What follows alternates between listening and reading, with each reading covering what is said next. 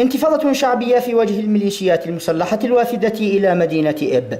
هنا في ساحة خليج الحرية احتشد الآلاف تنديدا باختطاف الدولة والانقلاب على شرعية مخرجات الحوار الوطني وإسقاط المدن واستباحتها من قبل مسلحي جماعة الحوثي.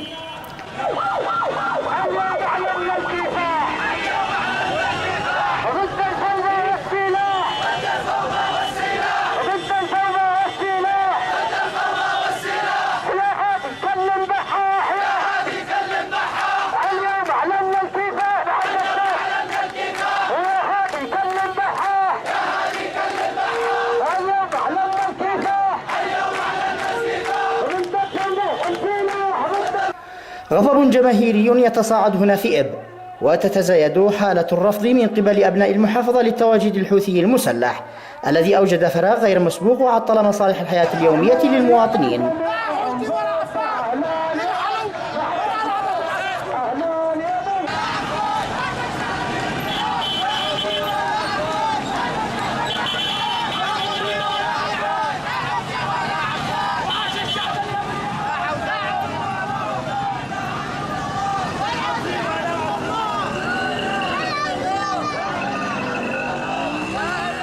يأتي ذلك وسط دعوات من قبل أبناء المحافظة للالتحام بعاصمة إقليم الجند محافظة تعز، وإعلان مجلس انتقالي لإدارة الإقليم ورفض سلطة السلاح والأمر الواقع التي أنتجتها جماعة الحوثي بالعاصمة صنعاء.